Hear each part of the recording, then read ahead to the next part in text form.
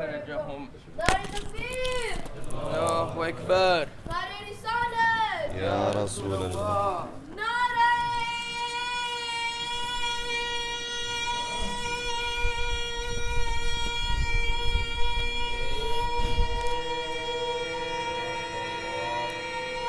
حیدری، یا علی. حیدری، حیدری، محمد صلی صلی اللہ علیہ. ماشاء اللہ. اپنی مجلس کی اور اس مجلس کی قبولیت کے لیے اور اپنی صحت و سلامتی کے لیے باعزہ بلند درود پڑھ دیجئے محمد و آل محمد پر. اللہم صلی علی محمد و آل محمد. اعوذ باللہ من الشیطان الرجیم. بسم اللہ الرحمن الرحیم. الحمدللہ رب العالمین والصلاة والسلام علی اشرف الانبیاء والمرسلین حبیب الہ العالمین سیدنا و مولانا ابی القاسم محمد.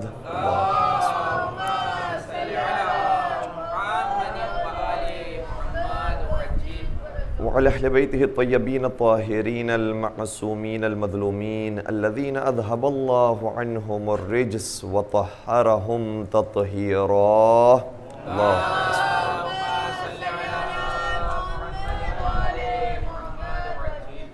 ولعنة الله على أعدائهم أجمعين. أما بعد فقد قال الله تبارك وتعالى في محكم كتابه المجيد وفرقانه الحميد.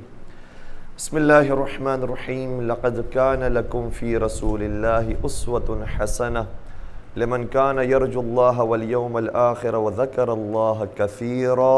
درود پڑھ دیجئے محمد و آل محمد پر.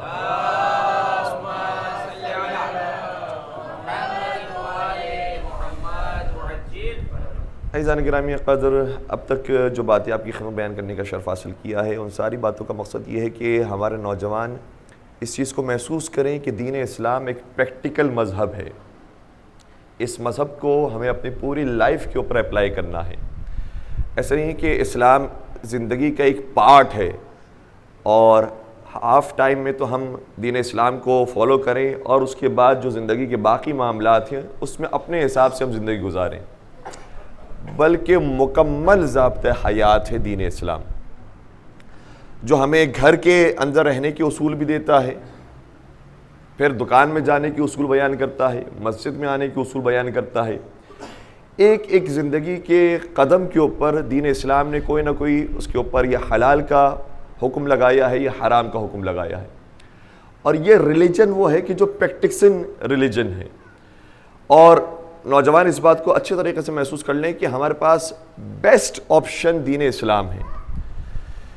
دنیا کے اندر بھی اگر ہم اپنی لائف کو اچھے طریقے سے گزارنا چاہتے ہیں تب بھی بہترین آپشن دین اسلام ہے. اور ظاہر سی بات ہے کہ جب آخرت کی بات کی جائے گی تو خدا کے بھیجے ہوئے ہی دین کے اوپر انسان عمل کرے گا، تبھی آخرت بہتر ہو سکے گی. اس کے بعد ہم مرحلے کو تھوڑا سا اور آگے بڑھاتے ہیں کہ جب ہم پریکٹسنگ ریلیجن کی بات کرتے ہیں اور عمل کرنے والی دین کی بات کرتے ہیں تو کبھی کبھار کچھ مشکلات آتی ہیں اس اعتبار سے کہ شاید کچھ چیزیں نئی ہوتی ہیں ہمارے لیے اور پہلی مرتبہ سنی ہوتی ہے کہ یہ بھی کیا چیز ہے دین اسلام کے اندر. اور ایک طریقہ ریچولز کا، ایک روایتی طریقہ جو چلا آ رہا ہے، جب اس سے ہٹ کر کوئی نئی بات سننے کو ملتی ہے تو بڑی حیرانگی ہوتی ہے. اب یہاں پر ہم کچھ عرصے سے جو موجود ہیں تو کئی سارے احباب سے ملاقاتیں ہوئی ہیں اور کئی سارے جو احباب سے جب گفتگو کرنے کا موقع ملا تو یہ بات محسوس کی کہ ایک چیز ایسی ہے جو یہاں پر بہت زیادہ کامن ہے اور وہ دین کے سہارے سے اپنائی جا رہی ہے. وہ یہ ہے کہ کسی بڑے اقدام کو انجام دینے سے پہلے عام طور پر استخارہ کرتے ہیں. کسی بڑے کام کو شروع کرنے سے پہلے استخارہ کرتے ہیں، یا ہم یہ کہیں کہ کسی نیک کام کو شروع کرنے سے پہلے استخارہ کرتے ہیں. حالانکہ اگر واقع نیک کام ایسا ہے کہ جو بالکل کلیئر کٹ ہے تو جب نیک کام ہے تو استخارہ کس بات کا؟ اگر استخارہ برا آ جائے گا تو کیا پھر وہ نیک عمل انجام نہیں دیں گے؟ جیسے مثال کے طور پر زیارت حضرت ابا عبداللہ ہے، ہمیں 40 پر جانا چاہیے نہیں جانا چاہیے، اس کے لیے استخارہ. تو جب بات واضح ہے کہ 40 کا جو ثواب ہے، زیارت امام حسین کا جو ثواب ہے، اور بالخصوص 40 کے موقع پر جو اتنا بڑا اجتماع ہے جس میں ہم اپنی پاور اور اپنی طاقت دکھا رہے ہوتے ہیں کہ امام حسین کے ماننے والے کس قدر موجود ہے دنیا کے اندر، وہاں پر استخارہ دیکھ کر کہ استخارہ اگر برا آیا تو ہم نہیں جائیں گے، یہ بڑی تعجب کی بات ہے۔ اس طریقے سے بہت سارے لوگ ایسے ہیں کہ جو شادی کے موقع پر استخارہ دیکھتے ہیں اور یہ روٹین بن گیا ہے۔ کچھ ایسے ہیں کہ جو مکان کے موقع پر استخارہ دیکھتے ہیں، کیونکہ مکان یہاں پر بار بار چینج کرنا پڑتا ہے کرائے کی وجہ سے۔ کچھ ایسے ہیں کہ جو دکان خرید رہے تو استخارہ، گاڑی خرید رہے تو استخارہ۔ تو کیا استخارہ کوئی ریکمینڈڈ چیز ہے اسلام کے اندر، یا استخارے کی بھی کچھ رولز اینڈ ریگولیشنز ہیں؟ تو وہ احباب کے جو بہت کثرت کے ساتھ استخارہ دیکھتے ہیں ان کے لیے تو سب سے بہترین جواب یہ ہے کہ مجھے رسول یا آل رسول کی زندگی میں کوئی ایسا نمونہ دکھائیے کہ وہ صبح و شام استخارہ دیکھتے ہو، ہر عمل سے پہلے استخارہ دیکھتے ہو۔ جنگ ہونے والی ہے، ہم جنگ میں جائیں یا نہ جائیں استخارہ دیکھ کر پھر جاتے ہیں۔ ابھی ہم ہجرت پر جانے والے ہیں، مکہ سے مدینہ ہجرت کرنی ہے، استخارہ دیکھ لیتے ہیں پھر مدینہ کی طرف ہجرت کرتے ہیں۔ بلکہ کئی مرتبہ ایسا ہوا کہ جب پیغمبر اکرم نے ہجرت فرمائی ہے، جیسے طائف کے موقع پر ہجرت فرمائی، تو وہاں پر بہت زیادہ پریشانی کا سامنا کرنا پڑا۔ تو ہم یہ کہیں کہ یا رسول اللہ کیا آپ ہمارا مشورہ نعوذ باللہ مان لیتے کہ استخارہ کر کے جاتے تو آپ کو تکلیفیں نہیں ہوتی؟ اس کا مطلب یہ ہو کہ معصومین کی زندگیاں میں بھی پریشانیاں آئی ہیں۔ جنگ احد کے اندر جیتی ہوئی جنگ مسلمانوں کے حوالے سے اگر دیکھا جائے تو ہارنے لگے۔ اسی طریقے سے معصومین کی زندگی کئی مرتبہ بیماری آئی ہے۔ 10ویں سرکار حضرت امام علی نقی علیہ الصلوۃ والسلام ارشاد فرماتے ہیں،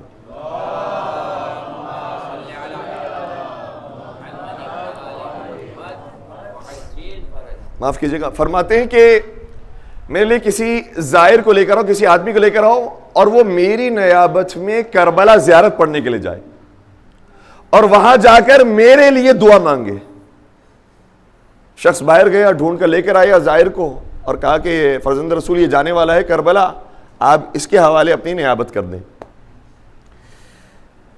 جب وہ شخص آیا تو اس نے سوال کیا، اس نے کہا کہ فرزند رسول لیکن مجھے ایک بات سمجھ میں نہیں آئی، آپ خود بھی امام ہیں اور آپ جن کے مزار پر بھیج رہے ہیں وہ بھی امام ہیں، آپ کے پاس بھی وہی صلاحیت ہے، آپ کے پاس بھی وہی عصمت موجود ہے کہ جو امام حسین کے پاس موجود ہے، پھر کیا وجہ ہے کہ آپ خود اپنے لیے دعا کرنے کے بجائے کربلا بھیج رہے ہیں؟ امام نے وہاں پر جملہ شاہ فرمایا کہ پروردگار نے زمین کے حصوں میں سے کچھ حصے اپنے لیے پسند کیے ہیں اور خدا یہ پسند کرتا ہے کہ ان حصوں میں مومنین جائیں اور وہاں جا کر دعا مانگیں،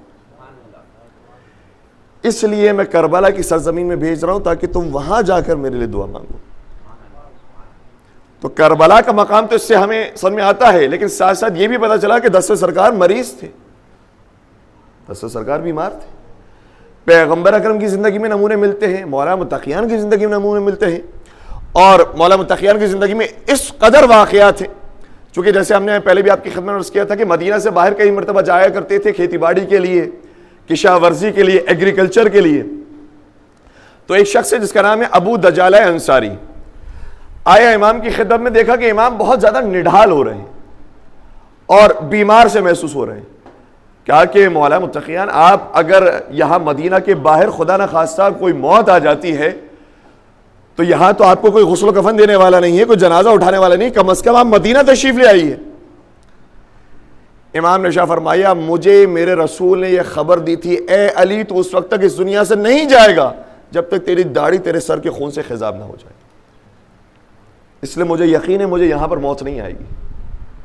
لیکن اس واقعے سے یہ پتہ چلتا ہے کہ مولا متقیان کے اوپر بھی یہ کیفیت طاری ہوئی۔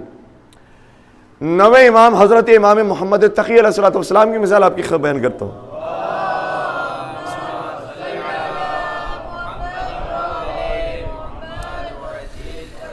ساتویں امام کے بعد بہت زیادہ خمس کا پیسہ ائمہ کی خدمت میں آیا کرتا تھا۔ ساتویں امام کے بعد اویئرنیس بہت زیادہ ہوئی، چونکہ چھٹے امام کا دور گزر چکا تھا، ساتویں امام کا زمانہ آیا۔ 8ویں امام کے دور کے اندر بہت بڑی تعداد میں مختلف شہروں سے شیعان حیدر کرار معصومین تک خمس پہنچایا کرتے تھے۔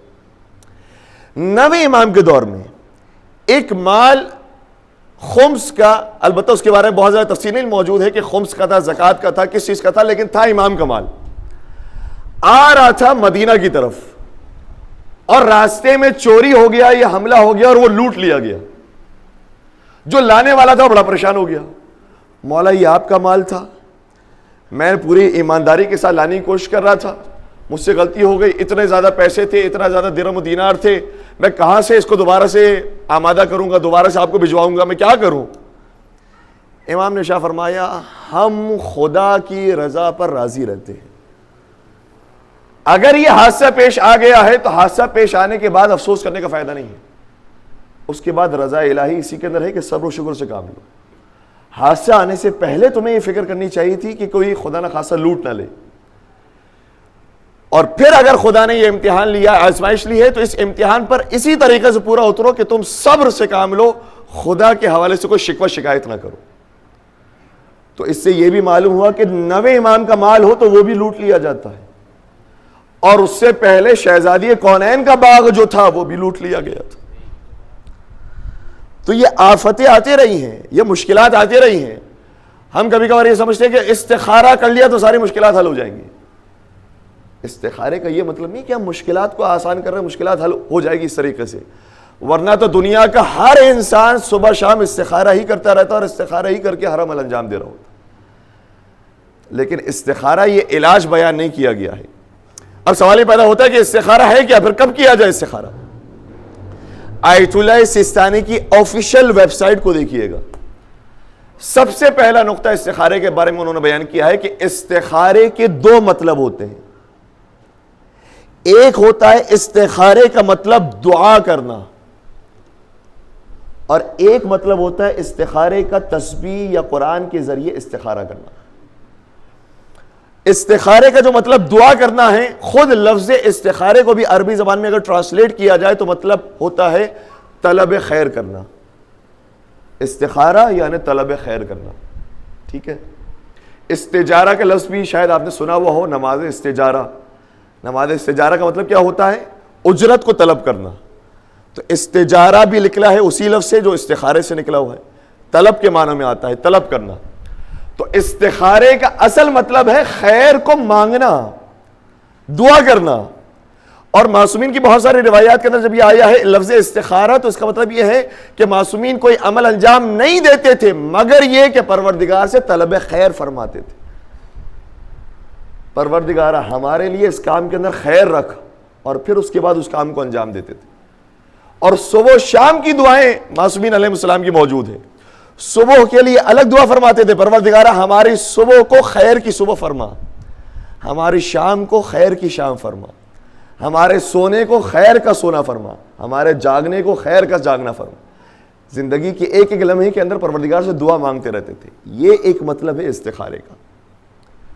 تو آیت اللہ سستانی فرماتے ہیں کہ استخارہ اگر اس معنی کے اندر ہے تو آپ ہر کام کے اس سے پہلے استخارہ کیجئے, ٹھیک ہے, دعا کیجئے اور کام شروع کیجئے. لیکن استخارے کا وہ مطلب کہ جو قرآن سے استخارہ ہے, تسبیح سے استخارہ ہے, اس استخارے کا کیا مطلب اور وہ کب کیا جائے؟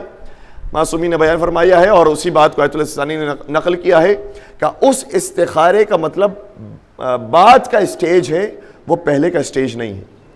پہلے کے دو اسٹیجز ہیں, اس کو گزار لیں اور اس کے بعد اس اسٹیج پر پہنچے. پہلا اسٹیج کیا ہے؟ فرض کیجئے کہ کوئی ہماری اولاد کے لیے رشتہ آتا ہے, بہترین رشتہ ہے, نیک رشتہ ہے, خاندان بہت اچھا ہے, پیسے والے بھی ہیں, لڑکی خوبصورت بھی ہے, ساری چیزیں بہترین موجود ہیں. لیکن ہم نے کہا کہ نہیں, استخارہ کر لیتے ہیں, خدا کی طرف سے بھی تائید ہو جائے گی تو پھر کیا ہی بات ہے. اور استخارہ کیا تو استخارہ برا آ گیا. اب کیا کریں؟ اب کہتے ہیں مولانا دوسرا استخارہ کر لیں. ٹھیک ہے, اس کا مطلب کیا ہوا؟ ہمیں کرنا وہیں پر رشتہ ہے, لیکن خدا سے زبردستی کی تائید حاصل کرنی ہے. اس سلسلے کے اندر استخارہ نہیں ہوتا. اگر کوئی چیز بہت واضح ہے, کلیئر ہے کہ یہ کام کرنا چاہیے, کوئی استخارہ نہیں, قدم آگے بڑھائیے. اور کتنی ہی ایسی مثالیں بھی ہیں کہ جب رشتوں کے لیے استخارہ کیا گیا, استخارہ بہت اچھا آ گیا, ہم نے اپنا لڑکی کو ایکسیپٹ کر لیا اور شادی ہو گئی. کچھ ہی سال گزرے, جس کے بارے میں استخارہ اچھا آیا تھا ان کی سیپریشن ہو گئی اور طلاق ہو گئی. مولانا آپ نے تو کہا تھا استخارہ اچھا ہے, یہ تو طلاق ہو گئی. تو ٹھیک ہے. استخارے کے کچھ موارد تھے, اس میں سب سے پہلی چیز یہ تھی کہ اپنی عقل کے ذریعے فیصلہ کرو کہ جو رشتہ آیا ہے وہ بہتر ہے یا نہیں ہے. اگر تم دیکھ رہے تھے کہ مناسب نہیں ہے پھر کیوں استخارہ کروایا؟ اس لیے سب سے پہلا اسٹیج آیت اللہ سستانی نے باقاعدہ لکھا ہے معصومین کی روایات کی روشنی میں کہ سب سے پہلا اسٹیج یہ ہے کہ انسان اپنی عقل سے فیصلہ کرے یہ کام کرنا بھی چاہیے یا نہیں کرنا چاہیے. ٹھیک ہے, اگر سمجھ میں نہیں آتا اپنی عقل سے تو کیا کریں؟ پھر کہا دوسرا اسٹیج, پھر کہا کہ جو ایکسپرٹس ہیں اس فیلڈ کے, جو شادیاں کروانے کے ایکسپرٹس ہیں, جو رشتوں کو جانتے ہیں, جو خاندانوں کو جانتے ہیں, ان سے اچھی خاصی تحقیق کروا لیں. یا اسی طریقے سے اگر کوئی دکان خریدنا ہے, کوئی مکان خریدنا ہے, ان کے بارے میں آپ معلوم کریں کہ یہاں پر پراپرٹی خریدنا کیسا ہے, نقصان تو نہیں ہے, یہاں پر کوئی خاص ٹیکسز تو نہیں لگائے جاتے ہیں, یہاں کا کوئی خاص اسپیشل قانون تو نہیں ہے, معلومات لیں. تو دوسرا اسٹیج یہ آتا ہے کہ اگر خود نہیں معلوم ہے تو دوسروں سے مشورہ لیں, اور دوسروں سے مشورہ لینے کے بعد ایکسپرٹ سے معلوم کرنے کے بعد بھی ہر ایک کے اوپینین الگ الگ آ گئے. بعض کہہ رہے ہیں کہ لڑکی اچھی ہے, بعض کہہ رہے ہیں کہ ہمیں نہیں پتا ہے, بعض کہہ رہے ہیں کہ بہت بری ہے. اب کیا کریں؟ اور کوئی اور رشتہ بھی اویلیبل نہیں ہے, لڑکے کی ایج بھی بڑھ رہی ہے, یا کسی وجہ سے ضروری ہے کہ ابھی شادی کر دی جائے. کیا کیا جائے ایسی صورتحال کے اندر؟ پھر معصومین نے فرمایا ہے اور آیت اللہ سستانی نے فرمایا کہ پھر اس تیسرے اسٹیج کے اندر آپ استخارہ کریں. جب انسان بالکل کنفیوز ہو, اور وہ بھی زبردستی نہیں ہے کہ استخارہ ہی کریں اس کے بعد پھر سولو کریں معاملے کو. آپ کو سمجھ میں نہیں آتا رشتہ, ٹھیک ہے ویسے ہی ایکسیپٹ نہ کریں, کوئی مسئلہ نہیں ہے. ہاں اگر کرنا چاہتے ہیں لیکن 50-50 ہے تو ایسی صورت میں استخارہ کر کے قدم آگے بڑھانا چاہتے ہیں تو استخارہ کر کے قدم آگے بڑھائیں. اور جب استخارے کے مرحلے تک پہنچ گئے تو پھر ایسا نہیں کہ استخارے کے اندر اگر اچھا آ گیا تو پھر انسان کہے کہ نہیں, کچھ لوگ کہنے والے تھے کہ یہ بڑی بری لڑکی ہے, خاندان بہت خطرناک ہے, ساس بہت خطرناک ہے, پتہ نہیں میں کروں یا نہ کروں. پھر استخارہ کیوں کروایا تھا؟ جب استخارہ آپ نے کروایا اس لیے تھا کہ خدا کی طرف سے رضا آ گئی ہے تو اب پھر بسم اللہ کریں. اب رکنا کس بات کا, اب بسم اللہ کر دیجئے. اس کا مطلب انسان ابھی تک کنفیوز ہے استخارے کے بعد بھی, تو پھر استخارے کا کوئی فائدہ نہیں ہوا. اس لیے تیسرے مرحلے میں آنے کے بعد اگر استخارہ کیا ہے تو اس بھرپور عقیدے کے ساتھ استخارہ کریں کہ جو استخارے کے اندر آئے گا مجھے ویسے عمل کرنا. البتہ مہاراجین نے ساتھ میں یہ بات بیان یہ ہے کہ اگر استخارے کے خلاف انسان عمل کر دیتا ہے تو کوئی حرام کام نہیں کرتا, کیونکہ استخارہ کوئی حکم خدا نہیں ہو جاتا کہ حکم شریعت ہو گیا, قرآن کریم کی آیت آ گئی, اب اس کے بعد انسان نے کوئی عمل کیا تو وہ حرام ہو گیا. لیکن ریکمنڈڈ نہیں ہے کہ جب ہم نے کیا تھا استخارہ اتنی ساری چیزیں سوچنے کے بعد اس کے بعد بھی استخارہ کے اوپر عمل نہیں کر رہے, تو بات سمجھ میں آنے والی نہیں کہ پھر استخارہ کیوں کیا تھا. اس لیے بہتر یہ ہے کہ پھر استخارے کے مطابق ہی عمل کریں. ایک آخری صورت اور بیان کی ہے آیت اللہ سستانی نے, وہ یہ ہے کہ اگر استخارے کے بعد بھی کچھ ایسے حالات پیش آ گئے کہ جس کے بعد تصویر اور زیادہ کلیئر ہونا شروع ہو گئی.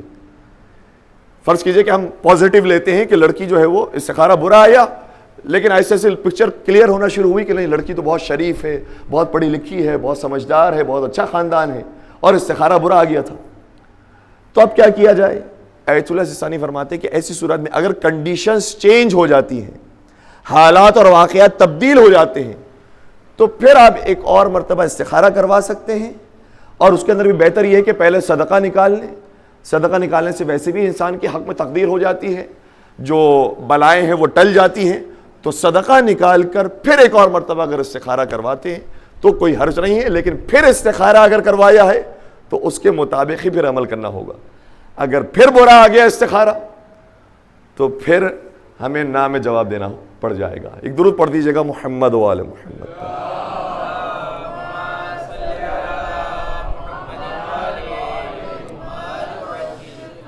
اچھا, اب ہم اپنا ذاتی ایکسپیرینس بھی آپ سے شیئر کر لیں تاکہ بات آپ کے لیے بہت زیادہ اچھے طریقے سے واضح ہو جائے. انشاءاللہ بزرگان کے لیے تو واضح بھی ہے, جہاں تک بات پہنچنے والی ہے وہاں تک بھی انشاءاللہ یہ بات پہنچ جائے. دیکھیں, ہم خود جب ایران کے اندر تھے تو ہم نے ایک سادہ سی کار کے لیے استخارہ کیا. استخارہ جو ہے وہ اسٹارٹنگ کے اندر اتنا مناسب نہیں آیا. جب مناسب نہیں آیا تو ہم نے وہ کار چھوڑ دی, ایک اور کار کے بارے میں استخارہ کیا, وہ بھی اچھا نہیں آیا. پھر ایک اور صاحب آئے اور انہوں نے کہا کہ یہ کسی شہید کی گاڑی ہے, اس لیے اس کے ڈاکومنٹس ہمارے پاس پورے نہیں ہیں, لیکن مجھے بہت جلدی سیل کرنی ہے. ہم نے اس کے بارے میں بھی استخارہ کیا اور استخارہ بہت اچھا آیا اور ہم نے وہ گاڑی پرچیز کر لی. کچھ مہینے گزرے, پتہ چلا وہ کسی شہید وحید کی گاڑی نہیں تھی, وہ کسی کی چرائی ہوئی گاڑی تھی اور بغیر ڈاکومنٹس کے اس طرح سے بیچ دی گئی. ہمارے ہاتھ سے گاڑی بھی چلے گئی اور جتنے پیسے دے چکے تھے وہ بھی چلے گئے. کس کے بعد؟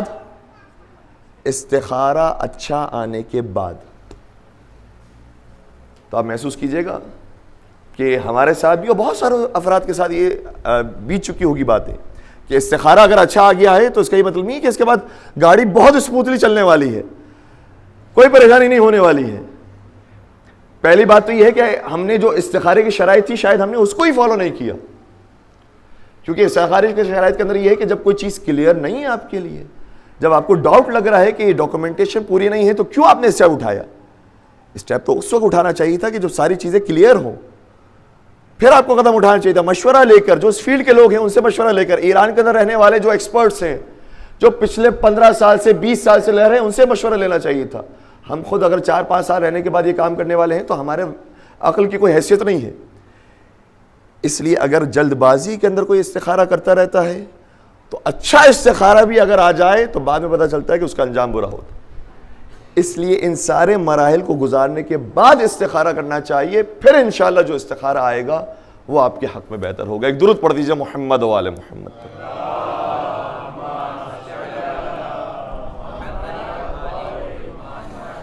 البتہ اس کے برخلاف کچھ باتیں بھی بیان کرنا ضروری ہے.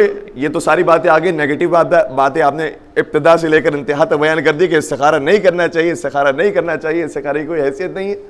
تو یہ باتیں بیان کرنا ضروری ہے کہ اگر کوئی پراپر چینل سے ہوتا ہوا ہے اور پھر اس سے استخارہ کیا ہو تو پھر بہت سارے عجیب و غریب واقعات بھی ہیں کہ جس میں ظاہری طور پر لگ رہا ہوتا ہے کہ نقصان ہے لیکن باطنی طور پر فائدہ ہو رہا ہوتا ہے.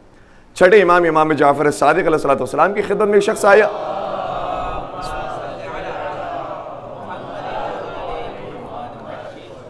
کہا فرزند رسول میں ایک تجارتی سفر پر جانا چاہتا ہوں, آپ میرے لیے استخارہ دے کر بتائیے کہ میرے لیے بہتر ہے یا بہتر نہیں ہے. یہ کتاب کافی کے اندر روایت موجود. چھڑے سرکار نے استخارہ دیکھا, فرمایا کہ یہ سفر تمہارے لیے بہتر نہیں ہے. وہ پھر بھی سفر پر چلا گیا. سفر سے جب واپس آیا تو چونکہ بہت زیادہ مال لے کر آیا تھا اور فائدہ لے کر آیا تھا, اس لیے سینہ تنا ہوا تھا اور سینہ تان کر آیا امام کی خدمت میں. کہا کہ مولا آپ کو یاد ہے کہ کچھ دن پہلے میں آیا تھا آپ کی خدمت میں اور آپ سے استخارہ کروایا تھا اور آپ نے فرمایا تھا کہ استخارہ برا آیا ہے. امام فرمایا ہاں میں نے کہا تھا. کہا لیکن میں نے پھر بھی وہ سفر کر لیا اور مجھے بڑا فائدہ ہوا ہے اور یہ اتنے درہم و دینار ہیں جو میں وہاں سے کما کر لایا. امام نے پھر اسے استخارے کے برے ہونے کی وجہ بتائی. فرمایا یاد کرو اس وقت کو کہ جب تم سفر پر تھے تو صبح سے لے کر شام تک تم بھرپور طریقے سے کما رہے تھے اور محنت مزدوری کر رہے تھے, اور جب تم رات میں گھر پر آئے تو اتنے تھکے ہوئے تھے کہ تم سوئے تو تمہاری فجر کی نماز قضا ہو گئی. یاد آتا ہے تمہیں کہ تمہاری ایک فجر کی نماز اس طرح سے قضا ہو گئی تھی؟ کہا کہ ہاں مولا ایک فجر کی نماز تھی وہاں وہ اس طرح سے قضا ہو گئی, بھولے سے قضا ہو گئی, کوئی جان بوجھ کے تھوڑی قضا کی, بھولے سے قضا ہو گئی. امام نے فرمایا یاد رکھو وہ ایک نماز فجر اس کی برابری اگر آسمان اور زمین کی ساری دولت بھی تجھے دے دی جائے تب بھی برابری نہیں کر سکتی.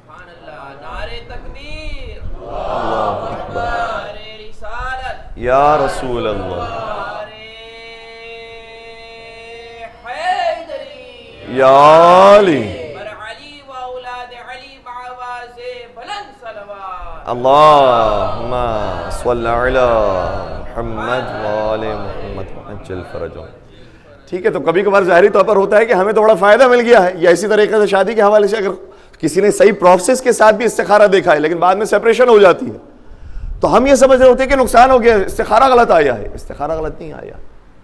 سیپریشن ہونے کے بعد بھی خدا پروردگار ایسا چاہتا ہے کہ انسان کی شخصیت کے اندر کوئی ایسی چیز ایلیمنٹ داخل ہو جو اس سے پہلے موجود نہیں تھے.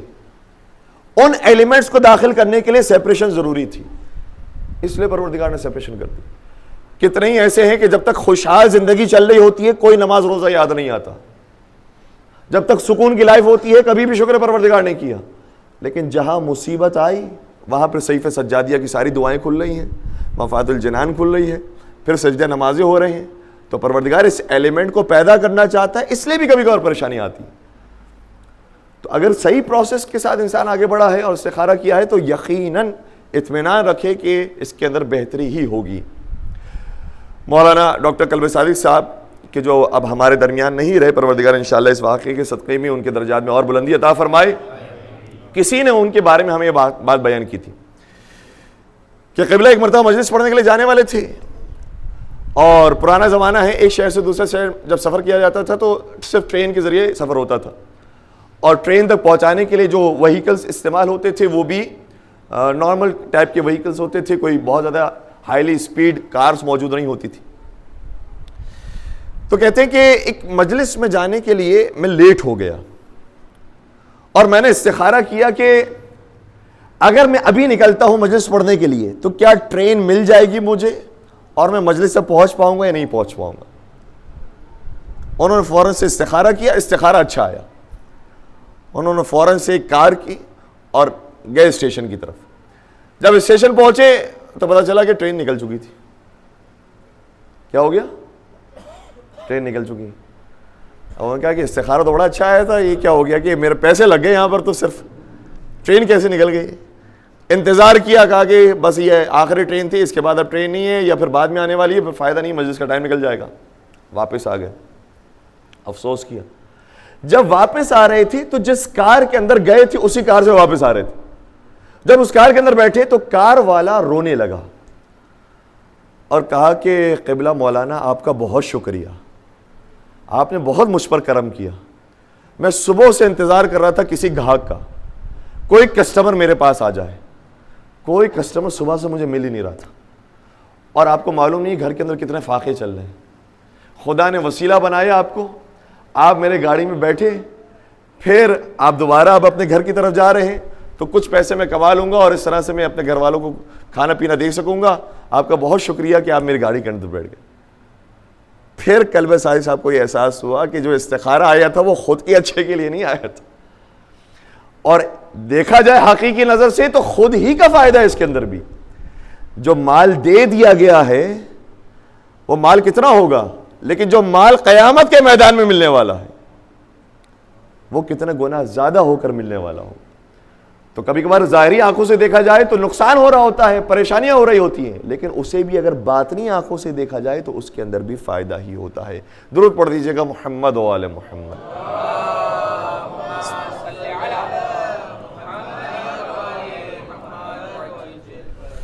عزیزان گرامی قدر، استخارہ ہو یا دیگر معاملات ہو، انسان کو یہ حکم دیا گیا ہے کہ عقل کے ساتھ فیصلہ کرے، شعور کے ساتھ فیصلہ کرے. کوئی بھی فیصلہ عقل کے خلاف نہ ہو. ہم بچوں کو بھی شروع سے یہ ٹریننگ کریں کہ وہ اپنے عقل کے مطابق فیصلہ کرنے کی کوشش کریں. اور عقل کا مقابلہ بھی صرف ایک چیز ایسی ہے کہ جس کے سامنے آ جائے تو پھر عقل کی نہیں سنی جائے گی. وہ کون سی چیز ہے؟ وہ ہے حکم خدا. خدا اور حکم خدا کے مقابلے پر جو چیز آ جائے پھر اس کی کوئی حیثیت نہیں. خدا آخری چیز ہے. بلکہ مجھے کہنا چاہیے کہ دنیا کے اندر ہمارے جو پوری دنیا کے گزارنے کا مقصد ہے وہ صرف اور صرف خدا ہی ہے اور کچھ نہیں.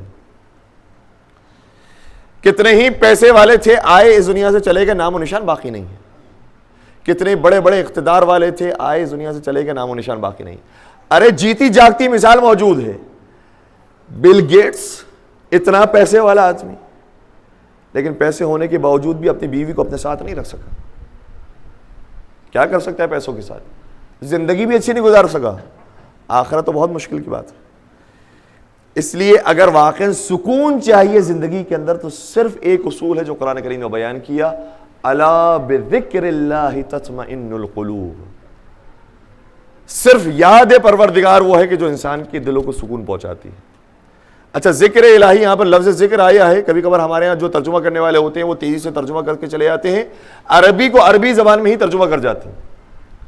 عربی زبان میں جب ذکر کا لفظ استعمال ہو تو وہاں اکثر مقامات پر مطلب فکر ہوتا ہے، یاد پروردگار.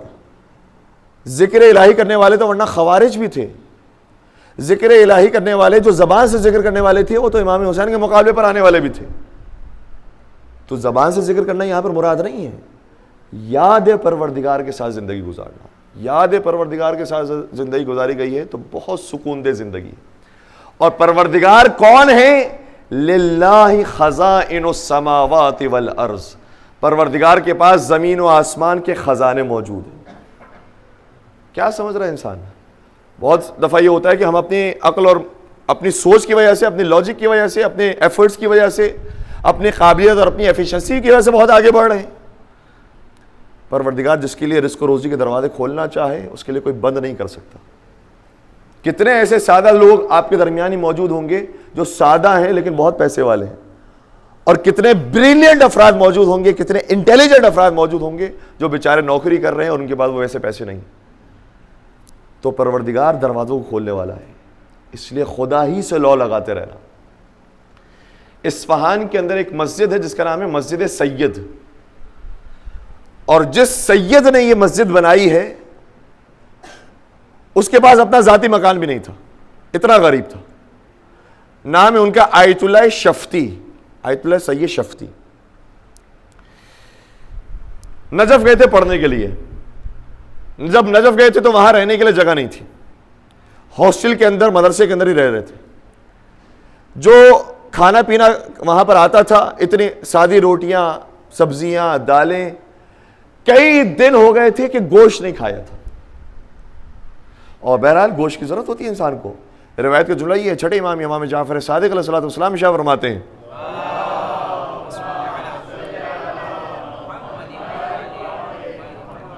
فرماتے ہیں کہ جو شخص 40 دنوں تک گوشت نہ کھائے اس کی عقل بھی کم ہو جاتی ہے اور اس کا اخلاق بھی برا ہو جاتا ہے. گوشت کھانا بھی ضروری ہے. یہ جتنی بھی چیزیں پروردگار عالم نے دی ہے ان سب کو استعمال کرنا، ان سب سے استفادہ کرنا. یہ ساری چیزیں انسان کے لیے بنائی ہے، انسان کو خدا نے اپنے لیے بنایا. سبھی کے اندر کوئی نہ کوئی خاصیت موجود ہے. تو البتہ یہ بھی ہے کہ جو کثرت کے ساتھ گوشت کھائے اس کے بارے میں بھی آیا ہے کہ وہ قسی القلب ہو جاتا ہے. تو بیلنس رکھنا ضروری ہے. بیلنس ڈائٹ یہ آج ڈاکٹرز بھی کہتے ہیں، اور اسلام میں بہت پہلے سے کہا ہوا ہے کہ ہر چیز کے اندر بیلنس رکھنا ضروری ہے. ٹھیک ہے. تو بہت دن ہو گئے تھے انہوں نے گوشت نہیں کھایا تھا.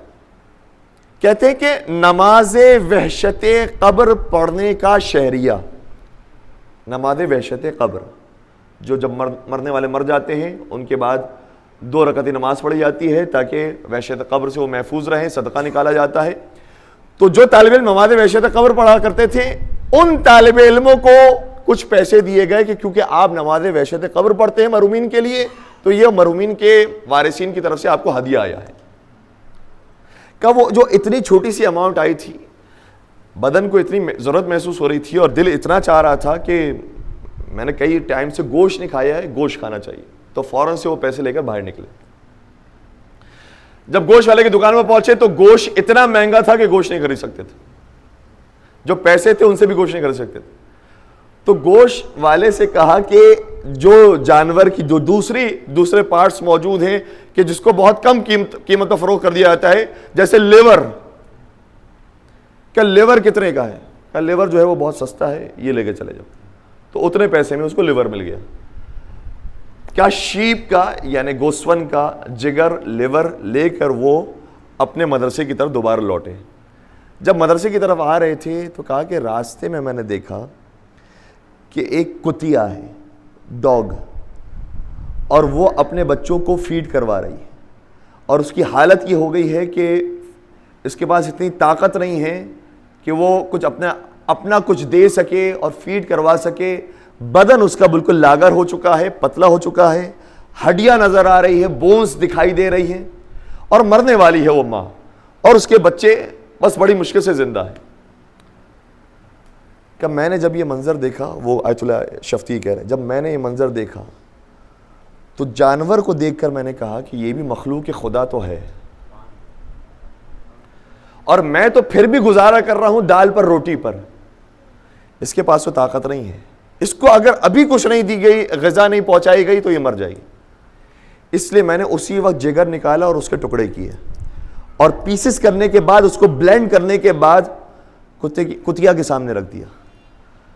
تو کتیا نے بڑی مشکل سے اپنا منہ کھولا اور اس کے کچھ بائٹس لیے اور اس کے بعد آیت اللہ شفتی کہتے ہیں مجھے محسوس ہوا کہ جیسے اس نے آسمان کی طرف دیکھا اور روتی ہوئی آنکھوں سے جیسے میرے لیے دعا کی کہ پروردگار اس نے میری بھوک کا خیال رکھا ہے، تو اس کے رزق کا خیال رکھ. کیا بس میں نے اس وقت گوشت تو نہیں کھایا، جگر تو نہیں کھایا. جب میں مدرسہ پہنچا تو مجھے اپنے شہر یعنی شفت، ایران کے شہر شفت سے ایک کال آئی کہ ہم تمہیں 200 تومان دے رہے ہیں، اس کو تم یوز کرو اور اس کو کاروبار کے اندر استعمال کرو. وہ جو 200 تومان آئے، اب 200 تومان کی آج کے زمانے میں تو کوئی ویلیو نہیں ہے، لیکن اس زمانے کے اندر 200 تومان کی ویلیو کم از کم $200 کے برابر ہوگی. وہ $200 آئے اور اس کو جیسے کہ انہوں نے کہا تھا کہ اس کو کاروبار میں استعمال کرو، میں آپ کو ڈائریکٹ استعمال کرنے کی اجازت نہیں دے رہا. میں نے اسے کاروبار میں لگایا، جس بھی کاروبار کے اندر اس پیسے کو لگایا بس فائدہ ہی فائدہ ہوتا گیا. اور ایسی ایسی جگہوں سے مجھے پیسے ملے، ایسی ایسی جگہوں سے مجھے پیسے ملے، اتنے پیسوں کے انبار میرے پاس لگ گئے کہ پھر میں نے نجف کے اندر 1 نہیں 2 نہیں 3 نہیں 10 نہیں 20 نہیں 50 نہیں 100 نہیں، تاریخ کے اندر موجود ہے کہ میں نے 1000 دکانیں خرید لی. اتنا پیسہ آ گیا کہ مجھ سے روکا نہیں جاتا تھا، اور لوگ آتے تھے لے جاتے تھے، پرواہ نہیں کرتا تھا کہ کیا حساب و کتاب بن رہا ہے. اور جب اصفہان پہنچے تو وہاں مسجد تعمیر کروائی، اور شاید اصفہان کی سب سے بڑی مسجد انہوں نے تعمیر کروائی. اور صبح و شام لنگر چلتا تھا، کم از کم 100 لوگ آتے تھے اور پیٹ بھر کر کھانا کھا کر جایا کرتے تھے روزانہ. اتنا دیا اتنا دیا اتنا دیا خدا نے. کس کو؟ ایک ایسے طالب علم کو کہ جس نے ایک مرتبہ خدا کے لیے کام کیا تھا. تو خدا کے پاس ہے سارے خزانے ہیں. کتنی ایسی چیزیں ہیں کہ جو ہم بہت معمولی سمجھ رہے ہوتے ہیں، انجام نہیں دے رہے ہوتے ہیں. کون اس کو نوٹ کرے گا، کون اس کی تصویر بنائے گا. پہلے کہا جاتا تھا نیکی کر دریا میں ڈال، اب یہ محاورہ بن گیا نیکی کر فیس بک پہ ڈال. تو نیکی آدمی کرتا ہی نہیں ہے جب تک کہ کیمرہ آن نہ ہو. پاکستان کے اندر سیلاب آیا، ماشاءاللہ سے بہت بڑی تعداد میں لوگوں نے پیسے دیے، فنڈز دیے، بہت اچھی بات ہے. وہاں پر مومنین کی مدد کی، جنہوں نے مدد کی ہے پروردگار انشاءاللہ ان کی رزق و روزی کے اندر برکت عطا فرمائے. لیکن کتنے ہی لوگ ایسے تھے اصل میں وہ کیمرہ لے کر پہنچے ہوئے تھے، اتنے انہیں دکھانے کہ چاول کی بوریاں اتنی ہیں، اتنے کارٹنز آئے ہوئے ہیں، یہ غریب ہیں اور ان کو ہم دیتے ہوئے ہماری تصویر کھینچی جا رہی ہے. پروردگار ہمارے دل سے واقف ہوتا ہے. ہمارے ظاہر کو تو دنیا دیکھ رہی ہے، خدا دل کو دیکھتا ہے. حدیث کا جملہ یہ ہے، ظاہراً چھٹے امام جعفر صادق علیہ السلام ارشاد فرماتے ہیں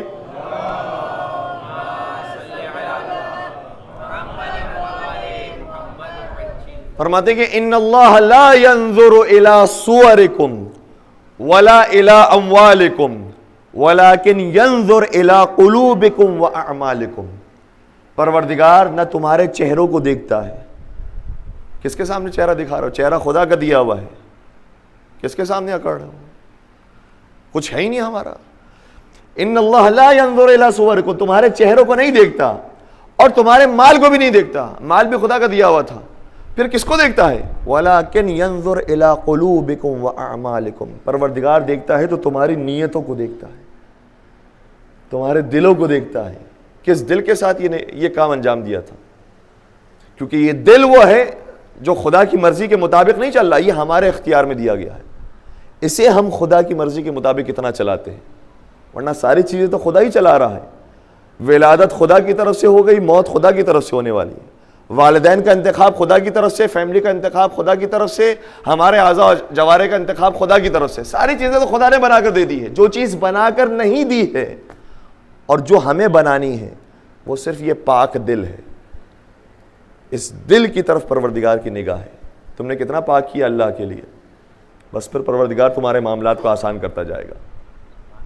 پھر تمہیں پریشان ہونے کی ضرورت نہیں اور دامن وقت میں گنجائش نہیں، ورنہ بہت سارے اور مثالیں ہمارے سامنے موجود ہیں. اور خوش اخلاقی یہ بہت امپورٹنٹ چیز ہے. خوش اخلاقی بطور خاص گھر والوں کے ساتھ، والدین کے ساتھ، اگر زوجہ ہے تو زوجہ کے ساتھ، اگر اولاد ہے تو اولاد کے ساتھ. خوش اخلاقی پروردگار کو بہت پسند ہے. نرم لہجہ ہو، پروردگار کو بہت پسند ہے. خدا پھر دروازے کھولتا ہے، بہت دروازے کھولتا ہے. اور میں صرف 2 نسخے اور بیان کرنے کی کوشش کروں گا کہ جن کے لیے واقعی رزق کی پریشانی ہو رہی ہے. انشاءاللہ پروردگار سب سے پہلے دعا ہی کرتے ہیں کہ پروردگار سبھی کے رزق کے اندر کثرت و برکت عطا فرمائے. اور یہ بھی روایات کے اندر آیا ہے کہ ایک دوسرے کے لیے دعا کرتے رہنا چاہیے. میں یہ نہ سمجھوں کہ میں اس ممبر پر بیٹھا ہوا ہوں اس لیے مجھے کسی اور کی دعا کی ضرورت نہیں ہے. نہیں, دوسروں کی دعا ہمارے حق میں لگتی ہے, ہماری اپنی دعا اتنی ہمارے حق میں نہیں قبول ہوتی. بلکہ روایت کا جملہ یہ ہے کہ جو شخص دوسروں کے لیے دعا کرتا ہے پروردگار آسمان کے 2 لاکھ ملائکہ کو کہتا ہے کہ اس شخص کے لیے پھر دعا کر.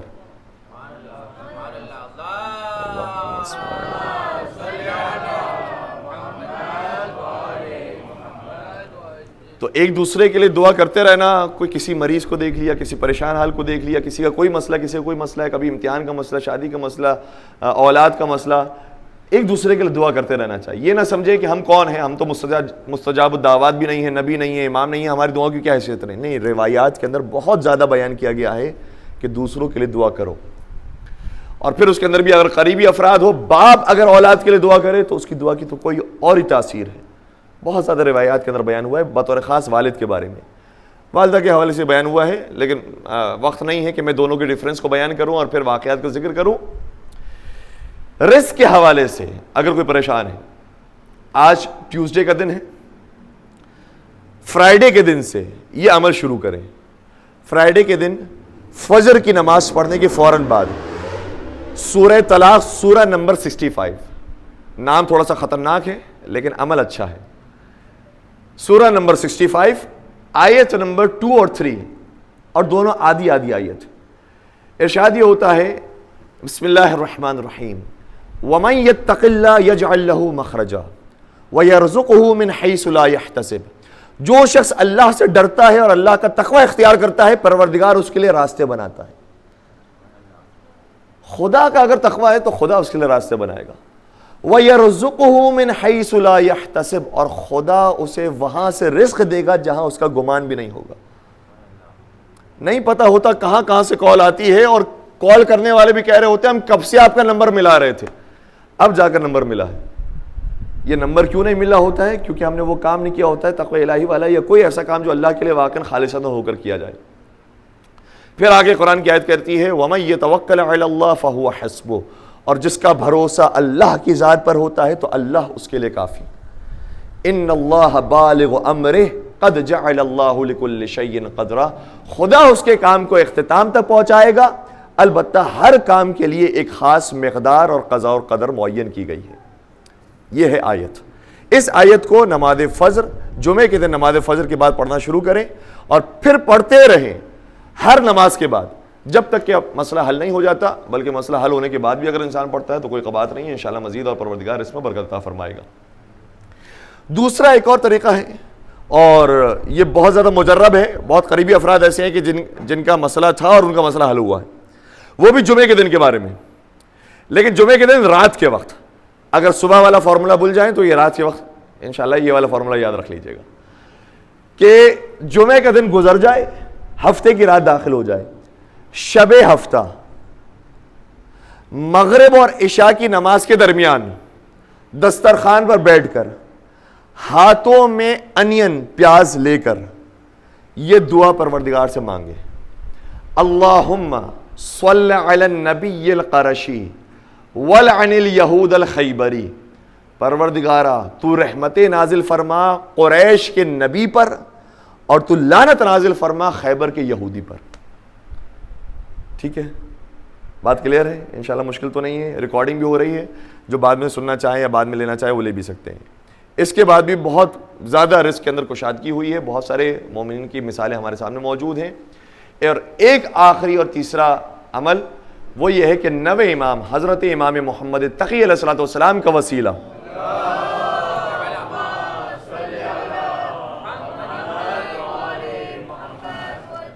روایات کے اندر بھی آیا ہے. تقریباً ہمارے دنیاوی جو حاجتیں ہیں اس میں سے 2 اہم ترین حاجت کے لیے یہی وسیلہ سب سے بہترین وسیلہ ہے. کون سی 2 بہترین حاجتیں؟ ایک اولاد کے لیے عام طور پر حاجتیں ہوتی ہیں, اور دوسری حاجت ہوتی ہے رزق کے لیے, رزق و روزی کے لیے. ان دونوں کے لیے بہترین وسیلہ خود روایات کے اندر بھی آیا ہے اور لوگوں کے تجربے کی بات ہے، خود ہمارے خاندان کے اندر مثال موجود ہے. کچھ ایسے لوگ تھے کہ جن کے اسباب موجود نہیں تھے کہ وہ گھر خرید سکیں، گھر مہنگے ہوتے ہیں، لیکن انہوں نے یہ بات سنی اور انہوں نے یہ نیت کر لی تو اس کے بعد ان کا گھر ہو گیا. نیت کیا کی تھی انہوں نے؟ نیت یہ کی تھی کہ اگر پروردگار نے مجھے اپنا ایک ذاتی مکان دلوا دیا اور میرا ایک ذاتی مکان ہو گیا تو میں اس مکان کے اندر 9 دن 9 امام محمد تقی علیہ السلام کا ذکر کرواؤں گا.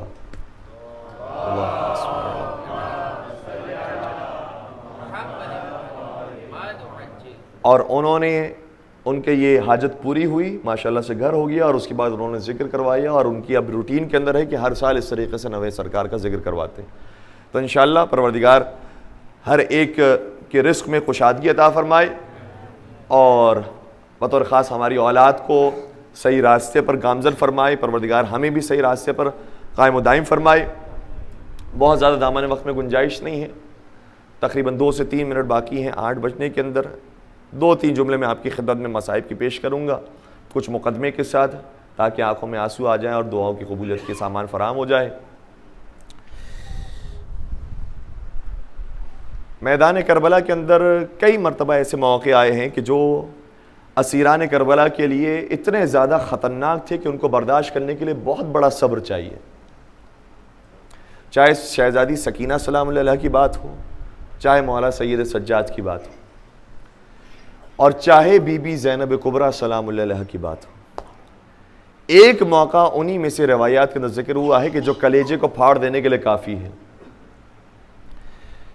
جب بیبیوں کا کاروان کربلا سے کوفہ کی طرف روانہ ہو رہا تھا تو روایت کہتی ہے کہ شہزادی زینب کبریٰ نے اپنے بھائی کے کٹے سر کو دیکھا. خدا کسی بہن کو یہ منظر نہ دکھائے، اور وہ بہن کے جو بھائی کے بغیر رہ نہیں سکتی تھی. سر ایک طرف ہے، بدن ایک طرف ہے.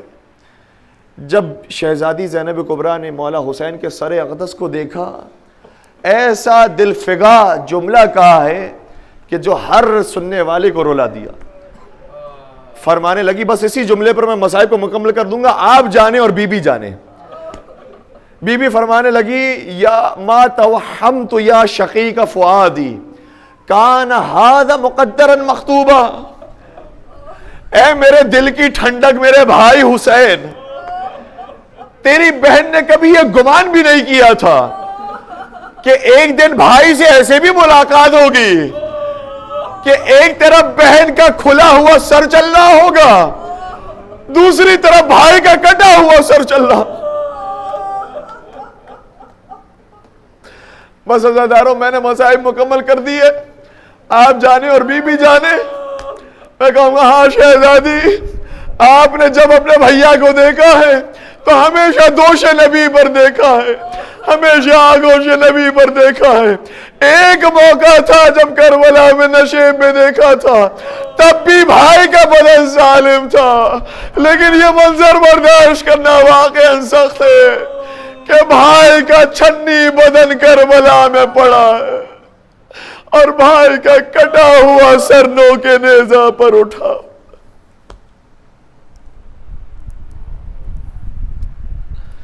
الا ولعنت اللہ علی القوم الظالمین وسيعلم الذین ظلموا ای منقلب ینقلبون. پالنے والے